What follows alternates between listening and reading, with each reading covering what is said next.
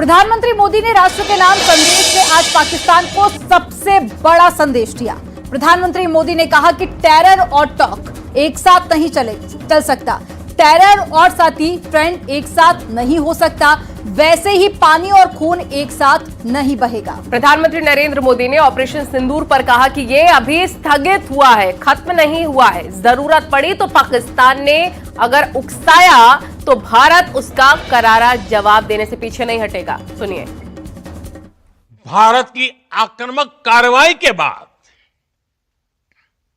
पाकिस्तान बचने के रास्ते खोजने लगा।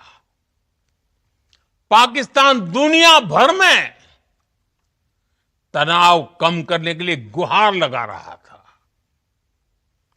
और बुरी तरह पीटने के बाद इसी मजबूरी में 10 मई की दोपहर को पाकिस्तानी सेना ने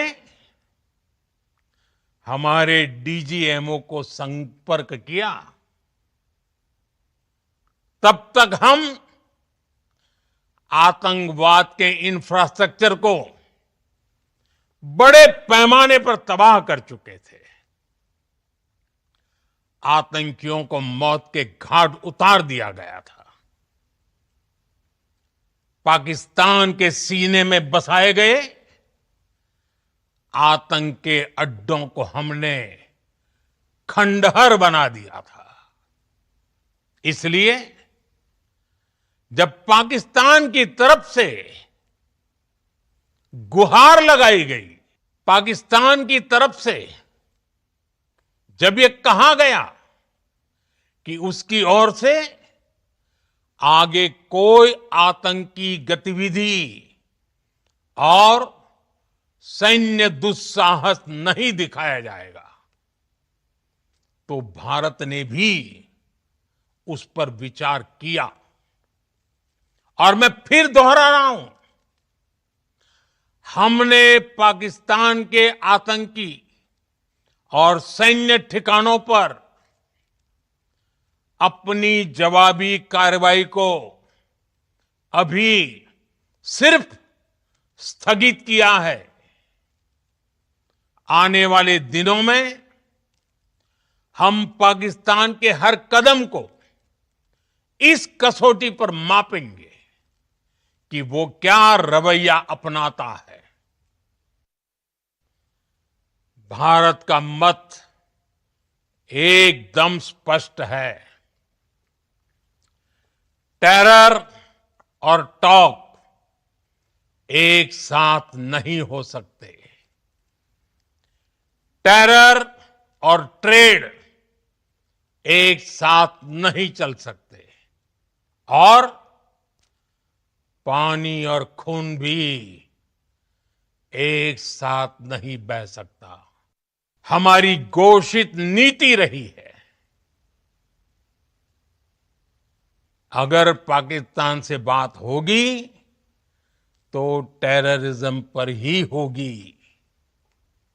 अगर पाकिस्तान से बात होगी तो पाक ऑक्युपाइड कश्मीर पीओके उस पर ही होगी। भारत पर आतंकी हमला हुआ तो मुंह तोड़ जवाब दिया जाएगा। हम अपने तरीके से अपनी शर्तों पर जवाब देकर रहेंगे। हर उस जगह जाकर कठोर कार्रवाई करेंगे जहां से आतंक की जड़ें निकलती हैं। दूसरा, कोई भी न्यूक्लियर ब्लैकमेल भारत नहीं सहेगा। न्यूक्लियर ब्लैकमेल की आड़ में पनप रहे आतंकी ठिकानों पर भारत सटीक और निर्णायक प्रहार करेगा। पाकिस्तान के खिलाफ भारत के जबरदस्त जवाबी कार्रवाई ने पाकिस्तान को घुटनों पर लाने के लिए मजबूर कर दिया। पाकिस्तान की तरफ से आए हर ड्रोन और साथ ही मिसाइल को भारत ने आसमान में ही मार गिराया है और हमारा एयर डिफेंस सिस्टम अभेद्य है। आज ये भी बात कही गई।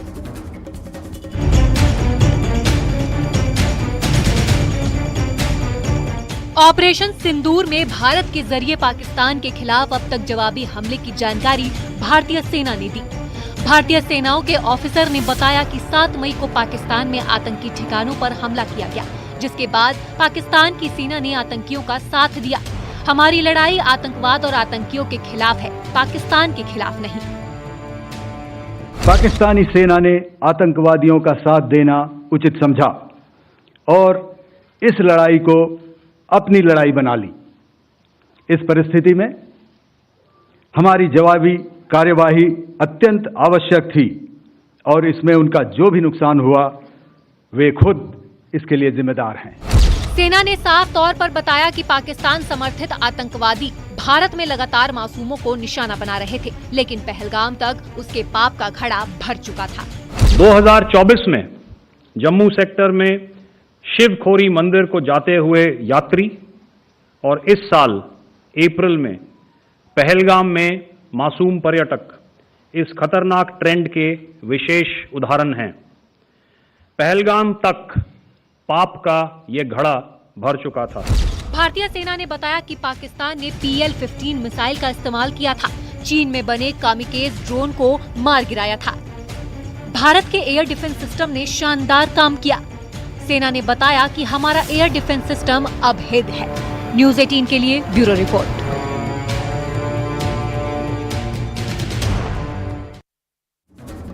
भारत और पाकिस्तान के बीच में 7 मई से जारी संघर्ष पर भले ही सीज़फायर हो गया, लेकिन कांग्रेस और बीजेपी के बीच में राजनीतिक बयानबाजी अभी भी जारी है। अब देखिए, कांग्रेस ने पूछ लिया है कि जब संघर्ष भारत और पाकिस्तान के बीच है तो अमेरिका को हस्तक्षेप करने का अधिकार किसने दिया? अमेरिका के राष्ट्रपति सीज फायर की जानकारी क्यों दे रहे हैं? इसी पर देखिए रिपोर्ट।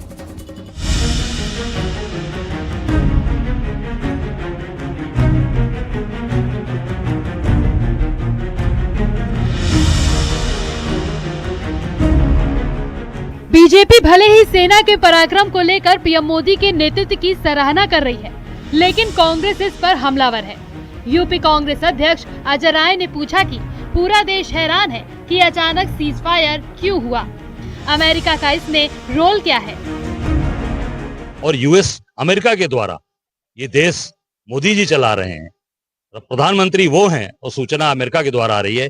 यही देश जानना चाहता है कि ये कदम इस तरह से उठाया गया, तो इसका पूरी तरीके से देश के सामने सारी बातें आनी चाहिए।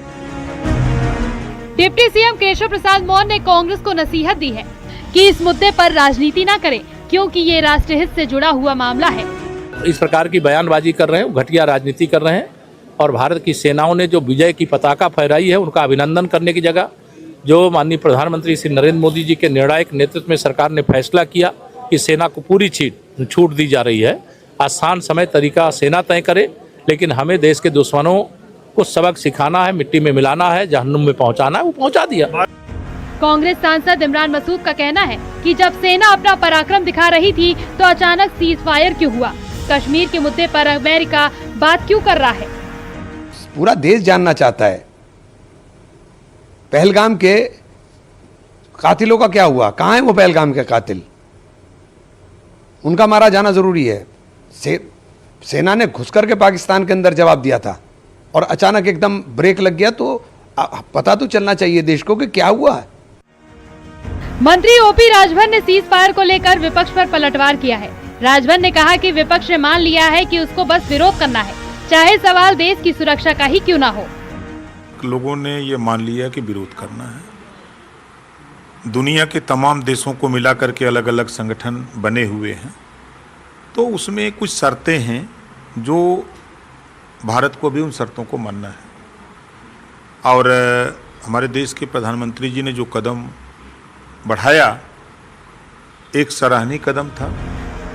भारत पाकिस्तान के बीच चले संघर्ष में भले ही सीज फायर हो गया है, लेकिन अब सियासी युद्ध शुरू हो गया है।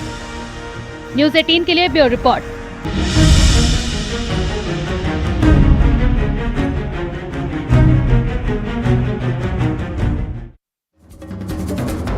भारत और पाकिस्तान में डीजीएमओ स्तर की बातचीत हुई है। उन्होंने साफ कहा है कि हमारी लड़ाई आतंकवाद और आतंकवादियों के खिलाफ थी, इसलिए आतंकी ठिकानों पर हमला किया, लेकिन पाकिस्तान ने आतंकवादियों का साथ देना ही सही समझा। भारतीय सेना ने बताया कि सीमा पर फायरिंग न करने पर सहमति बनी है। सीमा पर तैनाती घटाने पर भी बात हुई है। एक दूसरे पर आक्रामक कार्रवाई न करने पर भी सहमति बन गई है।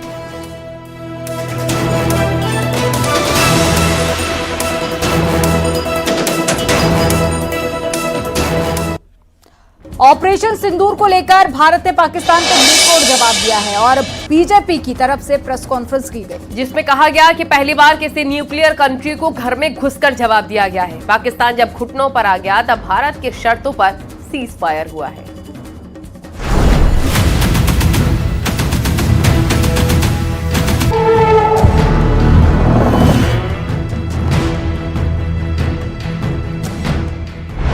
ऑपरेशन सिंदूर को लेकर बीजेपी ने प्रेस कॉन्फ्रेंस में कहा कि भारत की तरफ से पाकिस्तान पर करारा प्रहार किया गया।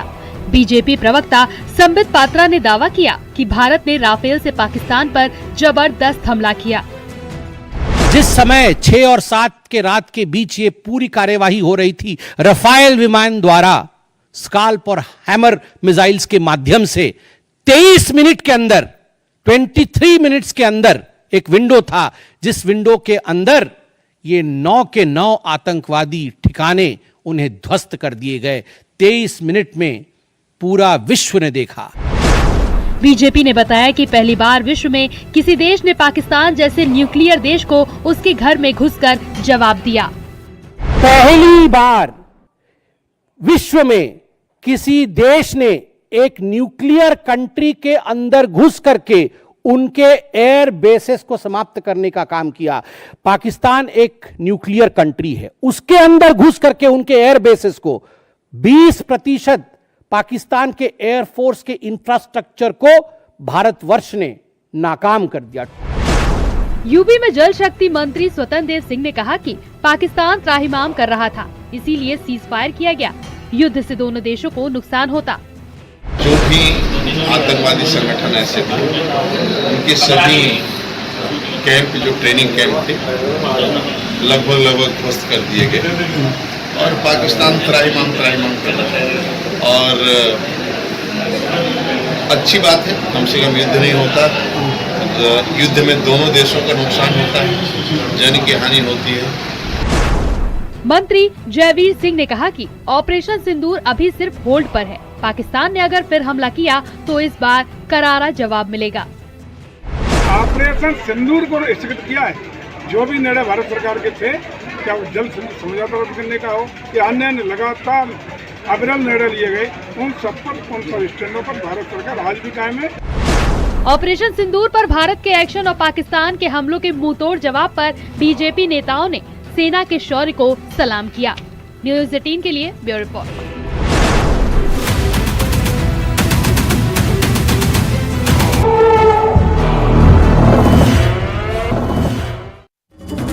ऑपरेशन सिंदूर की सफलता में सेना के साथ इसरो ने भी बड़ा योगदान दिया है। भारत के 10 सैटेलाइट ने पाकिस्तान पर लगातार 24 घंटे नजर बनाए रखी।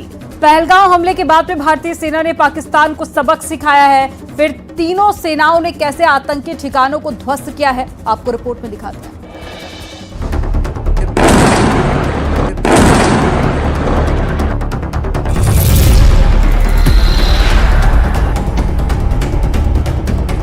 Seashore area we have to monitor, and entire northern part we have to monitor continuously. Without satellite technology, without drone technology, we cannot achieve that. Pahalgam हमले के बाद भारतीय सेना के पाकिस्तान पर किए गए हवाई हमले और उसके जवाबी कार्रवाई में सैटेलाइट की महत्वपूर्ण भूमिका रही। सैटेलाइट ने आतंकवादी ठिकानों और पाकिस्तानी एयरबेस पर हमले की पुष्टि की, साथ ही पाकिस्तान के झूठे दावों को बेनकाब किया। इसरो के चेयरमैन वी नारायणन ने कहा कि देश के नागरिकों की सुरक्षा सुनिश्चित करने के लिए रणनीतिक उद्देश्य से कम 10 सैटेलाइट लगातार 24 घंटे काम कर रही हैं। We are having our neighbors, you all know, I need not explain. If we have to ensure safety of this country, we have to really serve through the satellite. We have to monitor the entire 7,500 kilometer seashore area. We have to monitor, and entire northern part we have to monitor continuously. Without satellite technology, without drone technology, we cannot achieve that. Today I am happy to inform that at least 10 satellites are continuously working 24/7 working for the strategic purpose to ensure safety and security of the citizens of this country. Pahalgam हमले के बाद भारतीय सेना ने पाकिस्तान को सबक सिखाया है। उसने आतंक को पालने वाले दुश्मन देश के दहशतगर्दों के आतंकी ठिकाने को निशाना बनाया। पाकिस्तान इस कार्रवाई से बौखला गया और सैटेलाइट इमेज के जरिए पाकिस्तान जहां बेनकाब हो रहा है, वहीं समुद्र से लेकर जमीन और आसमान तक भारतीय सैटेलाइट लगातार निगरानी कर रही है, जिससे नापाक मंसूबे नाकाम हो रहे हैं। Bureau report, news 18।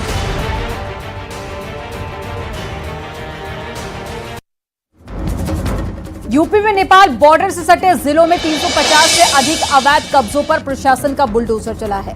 सीएम योगी के निर्देश पर अतिक्रमण हटाओ अभियान के तहत कई अवैध मदरसों और मस्जिदों पर बुलडोजर कार्रवाई की गई। बलरामपुर, बहराइच, सिद्धार्थनगर, श्रावस्ती, पीलीभीत और महाराजगंज में सैकड़ों जगहों पर अवैध कब्जे के खिलाफ एक्शन हुआ है। देखिए।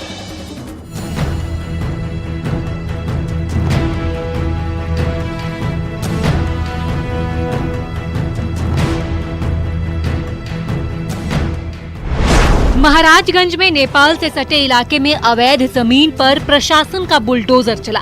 नेपाल बॉर्डर से 15 किलोमीटर के दायरे में आने वाले अवैध कब्जों पर कार्रवाई की गई।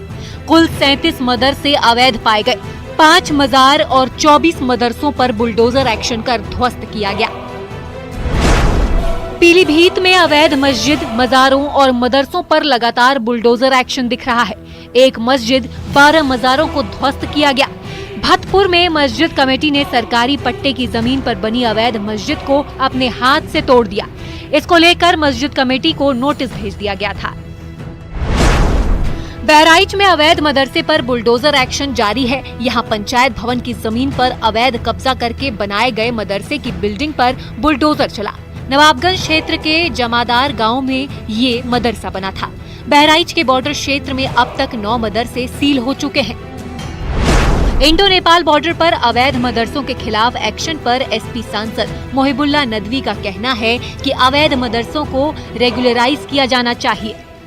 गैर कानूनी तामीरात कहीं हुई हैं, उनको रेगुलाइज किया जाए और उसमें कानून के मुताबिक वो चलें। अगर कहीं तालीमी इदारे हैं, इबादतगाह हैं, तो उनको कानून के मुताबिक करना, ये इसमें सपोर्ट करना अपने शहरियों के साथ, ये किसी भी हुकूमत का फर्ज बनता है। लखीमपुर खीरी में अवैध तौर पर चल रही मस्जिद, मदरसे और मकतब पर कार्रवाई की जा रही है। जांच में 255 अवैध मदरसे मिले हैं।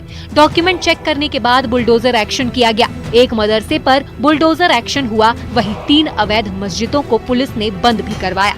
न्यूज़ 18 के लिए ब्यूरो रिपोर्ट।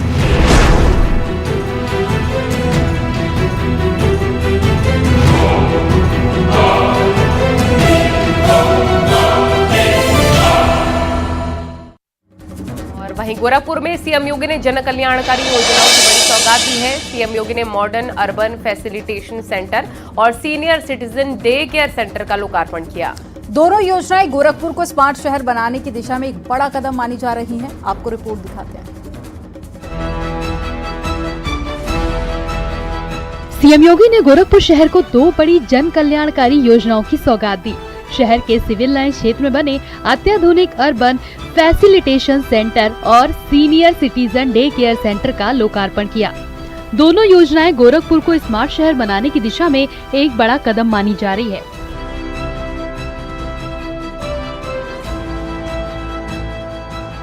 अभी पिछली बार हम लोगों ने गार्बेज प्लांट का उद्घाटन किया था। उस समय सांसद जी नहीं आ पाए थे, लेकिन आज वे आए हैं और आते ही उनकी नजर सबसे पहले पड़ी कि वो बोले कि शीश महल किसका है। हमने कहा शीश महल नहीं, ये अर्बन फैसिलिटेशन सेंटर है। शीश महल तो रामगढ़ ताल के किनारे है। ऊपर जाकर के वो पार्षदों के एक रूम में बैठ गए, कहे कि अगर मैं इसको अपना कार्यालय बना देता, तो मैंने कहा पार्षदों को फिर शीश महल दे दीजिए। गोरखपुर के सिविल लाइन में करीब 2.5 करोड़ की लागत से डे केयर सेंटर बनाया गया है। इस सेंटर में बुजुर्ग सुबह 9 बजे से शाम 6 बजे तक रह सकेंगे।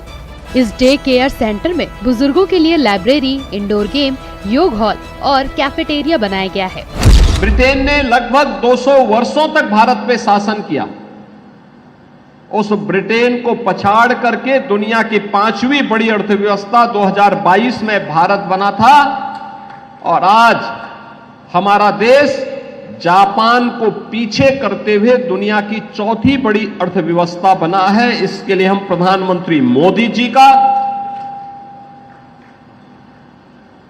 केंद्रीय मंत्रिमंडल का और उन सभी लोगों का जो भारत के आर्थिक विकास में योगदान दे रहे हैं, उन सभी का हृदय से अभिनंदन करते हैं। करीब 12 करोड़ की लागत से बने अर्बन फैसिलिटेशन सेंटर में नगर निगम से जुड़ी सभी सेवाएं एक जगह मिल सकेंगी। न्यूज़ 18 के लिए ब्यूरो रिपोर्ट।